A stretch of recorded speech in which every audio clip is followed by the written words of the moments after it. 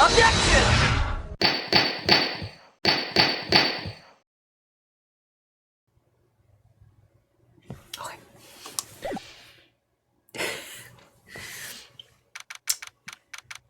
January 7, 9:48 a.m. Leave it to me to decide to put some habanero chips in my mouth before I start playing. They're very good, but they also leave a lasting impression.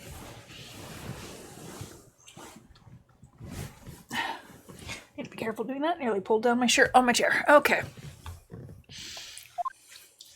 Oh, I see. I guess I should have expected this. Nobody saw the other guy, huh?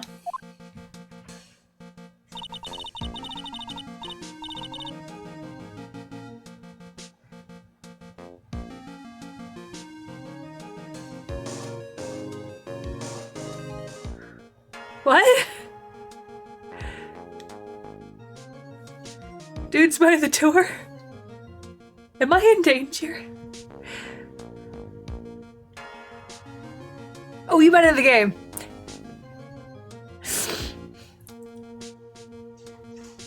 I know. Yeah. They're statues. They're not real. But he was there when I took the coffee over, sir. Scout's honor. Maggie. Ah, Detective Gumshoe. Are you doing all right? How are you feeling? As if you need to ask either question, sir. Don't let him get you down, Maggie. And don't forget to eat well, okay? Roger. And you. Yes. You'd better square this case away, got it, pal? Maggie's innocent, you hear? If you screw up, then I'll be doing some squaring away myself. Squaring away some paperwork for your arrest. I think he's serious. Hey, detective! You're on our side for once, right? Yep. There's a curtain in it. He'll make something up. So, you'll be able to help Maggie out, right? Really? You can, sir? Can you, sir? Oh, of course. I've got the situation under control. I'm going to be the first witness on the stand today. If something I say doesn't mesh with the facts, make sure you point it out, alright? Sure. Okay. We're forming a united front today, pal. You get me?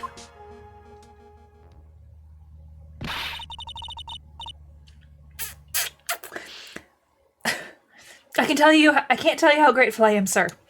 I've always admired you so much, detective. I know I can count on you. Looks like it should all go smoothly today, huh? I can only wish. Yeah, nice of him to rig the trial. January 7, 10 a.m. That look? No, that wasn't backward. Why did it look backwards? It's been a while. The defense is ready, Your Honor. Oh god, the coffee. Ah, bitter. Mr. Wright? Yes, Your Honor? Ah. Well, what's wrong? Nothing. It's just whenever I address you in the previous trial, your response was, "You talking to me?" And it was a little, well, intimidating. No, that wasn't me. That was the phony Phoenix. I see. So our trustee Phoenix Wright is back with us now, is he? Our trustee? So, Mr. Godot, your opening statement, please. Mr. Wright, whether you're a fake or the real deal, we will find out soon enough through this trial today. But I can already tell you, I'm the real Phoenix Wright. I wasn't questioning whether you're a Phoenix Wright or not. I was questioning whether you had studied law or not. That's what I intend to find out, excuse me. There's no denying it, behind that mask is a man who really hates me for some reason or another. As everyone is aware, the court has already given its verdict on this case once. Therefore, I won't stand for irrelevant testimony during this retrial. Nor will I stand for a simple repetition of the evidence presented in the last trial. I'm not planning on repeating what that phony said to me, trust me. Now to Mr. Godot, please summon your first witness. Let's start with the formalities, shall we? Name and occupation?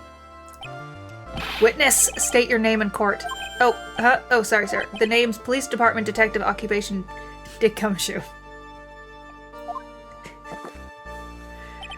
Other way around, detective. Huh? Oh, sorry. Anyway, I'm the officer in charge of this case since yesterday, sir. Since yesterday?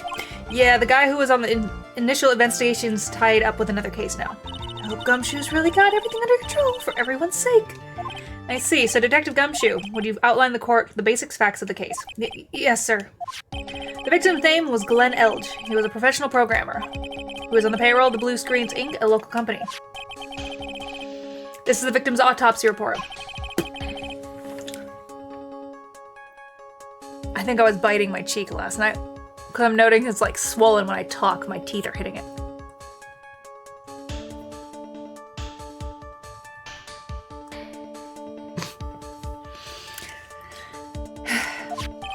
Glenn's auto report died of potassium cyanide poisoning. Time of death was between 1:30 and 2:30 p.m. And here are the floor plans of the restaurant. When the incident took place, the victim was sitting right here. The poisoned coffee was brought over to him by the waitress. The waitress being the accused. Yeah. The victim died from poisoning almost immediately after he took a sip of his coffee. At the time of the incident, there were 2 other people in the restaurant. Mr. Jean Armstrong, the owner of and chef. Jean? I don't know. And a regular by the name of Mr. Victor Kudo, who throws beans at birds. Potassium did and would never trust a banana. Never! But I put them in my smoothies. It still seems to be a very straightforward case to me. Très bien, the floor plans added to the court record. Blech. Coffee. My smoothies are compromised. No. How will I get my protein now? I can't have my protein shakes without my banana. They must be destroyed. No. Come, detective, take up this hammer. And the nail defendant's coffin shut with your own 2 hands. Now then, Detective Gumshoe, let's have your testimony. Yes, sir. The incident. Dun dun dun. I'm a little hyper today. I've been cleaning, so... Fumes! When the incident took place, the victim was alone at his table, sir. We understand that the guy, Glenn Elge, was listening to the radio at the time. Traces of poison were found in his coffee cup. And what we found was potassium cyanide. That stuff really packs a punch. And it looks like Miss Bird might have had, well, some kind of motive.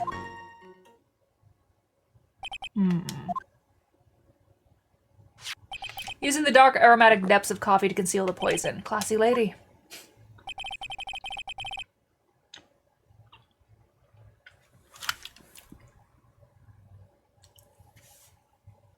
Your depresso? Do you need some espresso? Mr. Wright, I would ask you to begin your cross-examination, but yes? Please, no intimidation tricks this time around. Is that understood? I already told you that wasn't me. The incident. When the incident took place, the victim was alone at his table. Can I stop you for just a minute? Huh? What is it? Did I say something that contradicts the evidence? He's so desperate for that to be true, he's practically crying. Your testimony just now doesn't match the testimony given by Miss Bird. She claims that there was another man at the victim's table. Yeah, that's what she said, and Objection! What killer wouldn't say that when faced with a homicide conviction? Hey, sadly, her testimony isn't supported by the owner or the other customer. Isn't that right, Detective Gumshoe? Yeah, it's true. Their 2 testimonies tie up on that. They both said there was no other guy at the table. What should I do? Should I press on this point a little harder? Well, maybe the other witnesses just missed him. Perhaps their view of the victim's table was obscured in some way. Huh. That argument is as weak as the coffee at Très Bien. I have here in my business ticket. A ticket? Looks more like a photo to me. Yes, a one-way ticket to Guiltyville. Population the defendant. This is a photograph taken from near the entrance to the kitchen. This is the scene as witnessed by Chef moments after the poisoning took place, correct? I think the court will agree that with such a clear view of the scene of the crime, how, Mr. Wright, could anyone have overlooked a second person at the table? Ugh.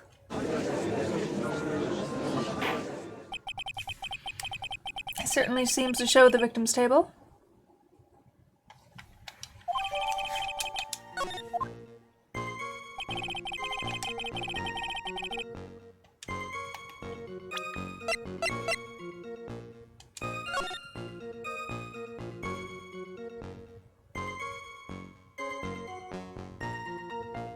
I'm just looking for anything weird.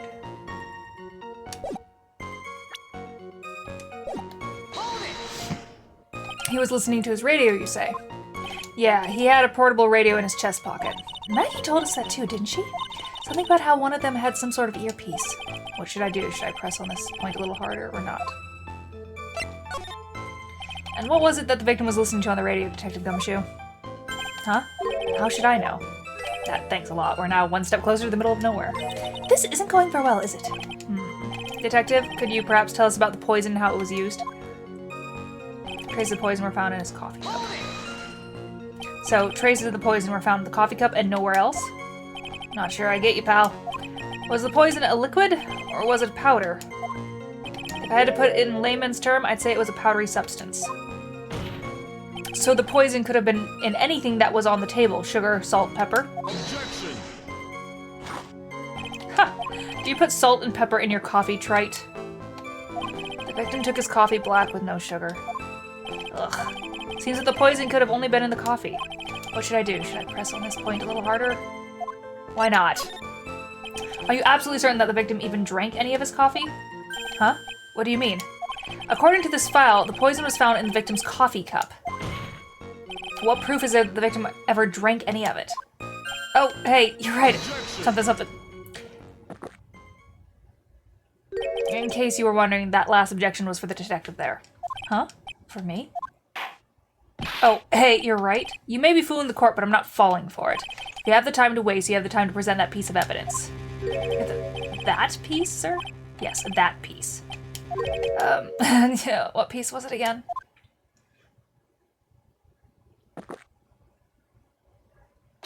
This. Oh, god damn it, stop throwing coffee at me. Should I be grateful this coffee's only hot enough to give me first-degree burns? Oh, now I remember. This is the, victim's coffee cup. Yes, the victim's cup. Take a good look at the rim. Oh, yes, it's unmistakable. There's clearly a coffee stain on it. Conclusive proof that the victim did drink the poisoned coffee that was in his cup. That looks like lipstick. The victim gulped down the bitter death that the waitress brought to him. Like this. For the record, the only prints on the cup were the victim's and the defendant's. Coffee cup added to the court record. Upon further investigation of his cup, we found a certain chemical substance. What we found was potassium cyanide that sufficiently packs a punch. He is wild, alright. Wild with his coffee. He probably should put it down. I think it's an upper, and I know it's an upper, and I don't think he needs an upper. He needs a downer. Potassium cyanide, I've heard of that chemical before. Exactly how strong is this poison, Detective Gumshoe? It's, well, that stuff's lethal. Eat too much and you're history. How much is too much? A lethal dose is 0.2 grams. That's about enough to finish anyone off. 0.2 grams? How much is that? You know when you swab your ears for earwax? Yeah, about that much. Earwax, huh? Sounds like something Gumshoe got an abundance of. Such a small quantity of poison could have been concealed anywhere. And it looks like Miss Bird might have had, well, some kind of motive. Some kind of motive? Yeah. But if you ask me, it's been blown way out of proportion. Objection! You know what my golden rule is, Detective? Chuck out a bad cup of coffee. You can always get another. Huh? I don't get it. I'm saying we can always get another witness on the stand if we have to chuck you out. So stick to the facts, Detective. Now then, what was Miss Bird's motive? Come on, Gumshoe. They said she wanted to steal a lottery ticket. I knew it. That's what we heard yesterday, too. It disappeared from the scene of the crime. And it wasn't just any lottery ticket. It was a winning ticket for $500,000. Mr. Armstrong knew about the ticket, too, didn't he? But he stole the wrong one. Then, is it possible Maggie stole the winning one? What should I do? Should I press a little harder? Wait a minute. The mere fact that the lottery ticket disappeared in no way implicates my client. I have here in my hand the very ticket in question. That's the $500,000 lottery ticket? One of the female police officers found it when she was conducting a search. Oh, the defendant. What? Order. She's quite a lucky bird. Our little waitress. You will submit that ticket as evidence to the court immediately. I'd better keep an eye on that ticket, the way the judge's voice is quivering. Victim's lottery ticket added to the court. And winning ticket for $500,000 found. The ticket was presented to the court in the previous trial, too. But it feels heavier now somehow. $500,000, you say? It's just a scrap of paper. What matters is where it was found, Your Honor. And that's on Maggie's person, unfortunately. But she had passed out. That's enough. The facts of this case seem overwhelmingly clear to me. The defendant had an ample opportunity to commit the crime of which she is charged. Furthermore, it seems beyond reasonable doubt that she did indeed commit this crime. I like an old man who knows the score. There's also the matter of the $500,000 lottery ticket. That alone provides a very credible motive. I mean, for the sum of money, even I might be tempted to bend the rules. I don't mind an old man who is weak to the siren call of money. Not good, Nick. The evidence against Maggie's starting to pile up fast. Yeah, that's because the court has ruled guilty once already. I'd say it's about time to wrap up the repeat performance. With one final decisive piece of evidence. He's got more evidence against Maggie! This is the apron the delightful Miss Bird was wearing at the time. Wow, that's not the cleanest apron I've seen. That stain looks like... It can't be blood, can it? Huh. It seems the star of our play was a little flustered. And somehow spilled the coffee on herself. The coffee? That's not exactly the first thing that caught my eye. Of course, the coffee stain isn't the most interesting thing about this apron. No, there's something else that stands out even more. Something else, I presume you mean. Of course, I'm referring to the pocket. The pocket? A search carried out right after the incident uncovered this. Potassium cyanide, the very poison used by the killer, was in her apron pocket. A bottle of poison in Maggie's pocket? Yeah, and Maggie's prints were all the only ones on it. What? Yeah, he'll only have up to 17 in a court hearing, he says. The court will accept these terms into evidence. Worn by Maggie at the time, innocent, has a small pocket of big stains. Potassium cyanide added to the court record. There's something still bothering me, Mr. Godot. Why have you not explained the bloodstain to the court? Bloodstain? The bloodstain would... What bloodstain would that be? Don't play games, prosecutor. The blood-colored stain that smeared all over the apron. That's ridiculous. No one told me anything about a bloodstain. You don't need to be told, just look at it. Well, detective? Could the stain really be blood? No way, sir. It's just ketchup, sir. Ketchup? She must have gotten some on her apron while taking someone their breakfast that day. You could have spoken up a little sooner, Detective Gumshoe. Pull a stunt like that again and I'll have you drink 17 cups of ketchup, witness. Ugh. I thought everyone knew that what it was already.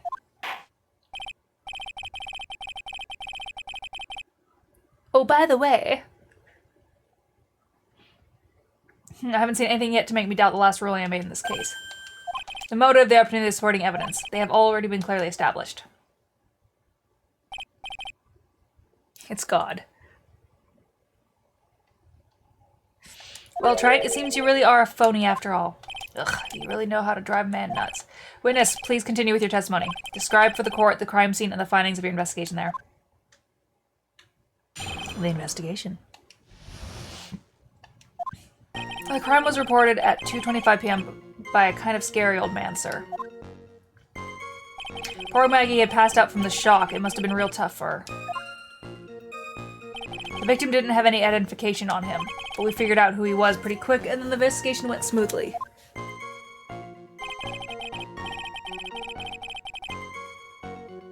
I don't even know what that is. When Maggie was searched, we found the lottery ticket and the bottle of poison. And that was it. There was nothing else missing from the crime scene. You identified the victim and secured your prime suspect. Very good. Last chance to convince the court you're a real lawyer, Wright. Don't count on any more cross-examinations after this one, so let the fun begin. Maggie passed out, so anybody could put anything in her pocket. Scary old man, Detective Gumshoe? There's an old man who's a regular at the restaurant where the incident happened. We're obviously talking about the same old man. Officers were dispatched right after the report came in, but the old guy still made a fuss. What took you so long? Then he hurled abuse at them and seeds. Seeds. Ha! It was nothing. I caught each one with my teeth. I guess not even the mighty Goda can avoid being attacked by that guy. The old man was the only other customer in the place at the time. He took his time finding a payphone apparently, so he was late reporting the crime. Poor Maggie had passed out from the shock. It must have been real tough for her. How long was the defendant unconscious for? The officers got to the crime scene around 2:40. Maggie was still out cold in the kitchen at that time. It took another 10 minutes or so before she came to. I would have liked to have been on the scene myself. I'll bet you would have liked to have carried out the search, too. I would have loved to see Maggie asleep like that, all pretty and peaceful. You're a professional detective, Gumshoe, not a professional bird watcher. Save the romantics for your own time, detective. All we need to know about is the investigation. Oops, I guess I'm pretty red right now, aren't I? The victim didn't have any identification on him. He didn't have any? Are you saying that it was stolen then? No, I don't think so. The victim didn't have a driver's license or even a credit card on him, pal. All he had was 58 cents in his wallet. 58 cents? Yeah, I can't believe I found someone with less in their wallet than me, pal. The victim sounds like he was a thoroughly miserable young man, and yet he bought an $8 cup of coffee. Or some kind of ally, why not give him a bit of an edge? I think I'm onto something here. But we figured out quickly who he was pretty quick, and then the investigation went smoothly. Wait a sec. Huh? Did I say something dumb again? Let me paraphrase what you just testified to the court. The victim didn't have any form of ID on him. That's basically what you said, yes? Yeah, basically. In that case, how were you able to identify the victim so quickly? Oh, that. Oh, he's so let down. He's got the whole sagging shoulders and puppy eyes thing going. There was a prescription bag on the victim's table along with the lottery ticket. It seems Mr. Glenn Ilgs visited his doctor before he went to Trey Bien. We got the victim's name from the medical records and the doc who prescribed the meds. That's a reliable enough source for the court? What should I do? Should I leave this alone or ask more?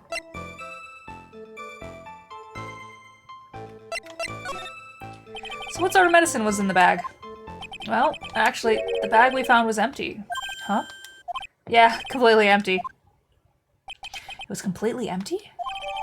Victim permission bag. Huh. You're entering an empty paper bag as evidence? Desperate are you, Wright? Now, what happened with the investigation after that?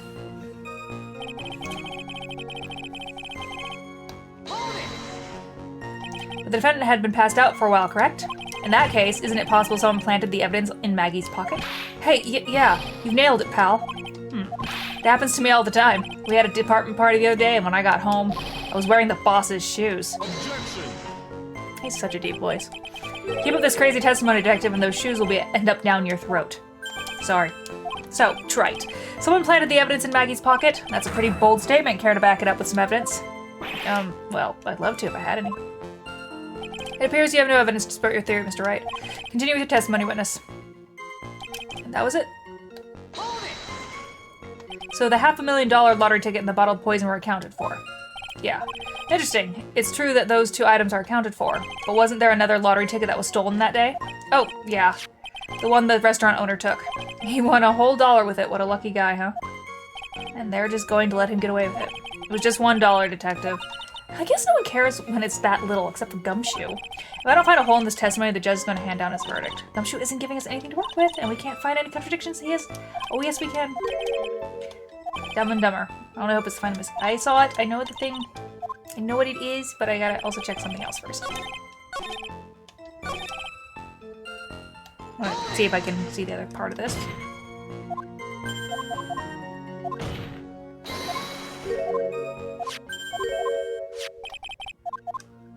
Okay, so it's not gonna let me do that one again. Alright, so I did.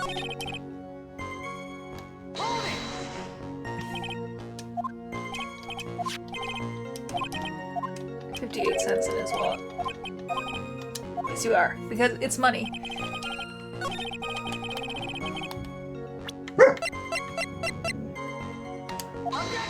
That's not it. Sorry.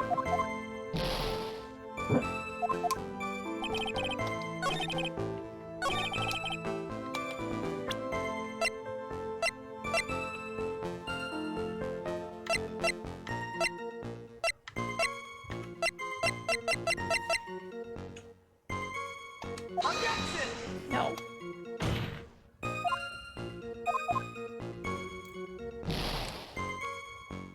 Yeah, no, intimidation only applies to one person. But this does make sense too. Hi, Dragon Slayer. What's up?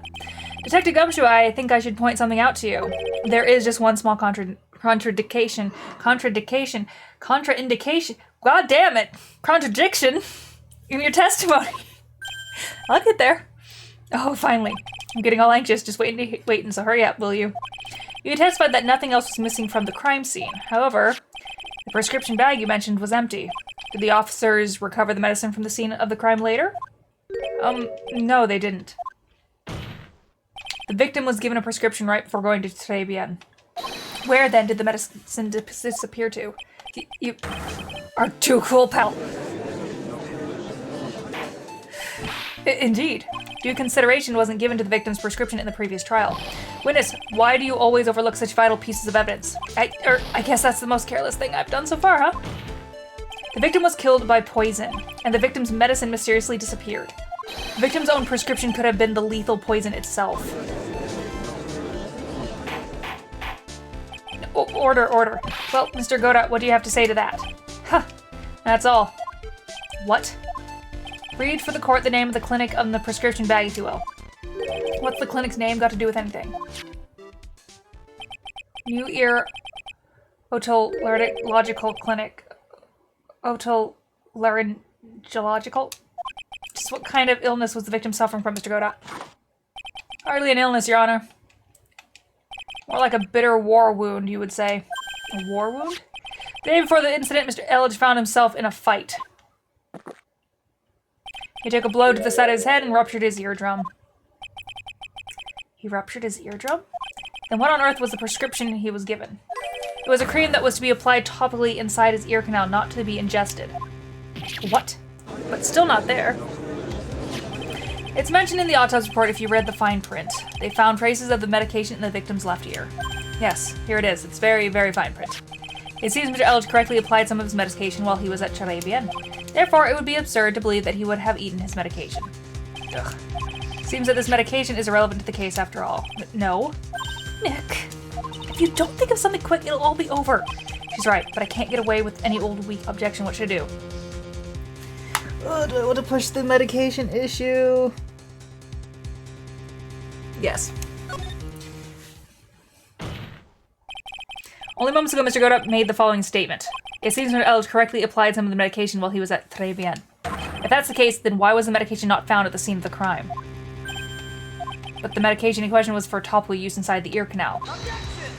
That doesn't change the fact that it could not be found at the crime scene. However insignificant it may seem, it's a lawyer's duty to pursue the truth. You know as well as I do that the medication is irrelevant. It hardly seems like a prescription drug would contain potassium cyanide.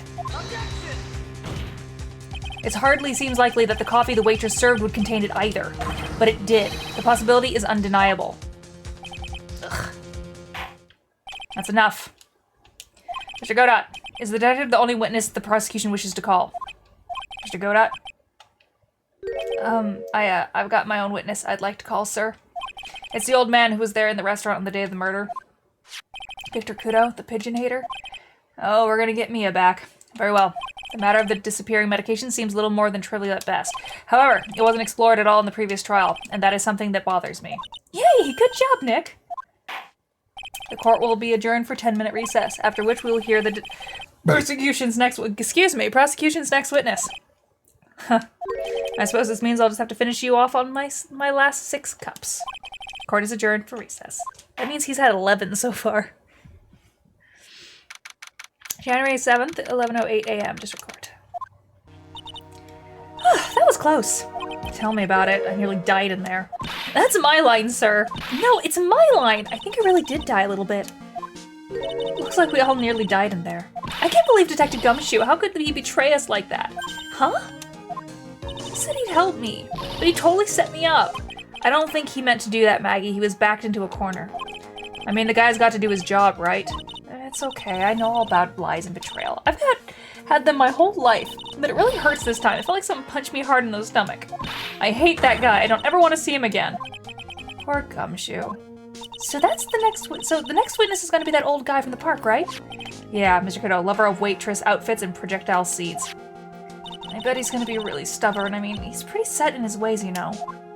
Yeah, he's a big old grouch. Are you going to be able to handle him, Nick?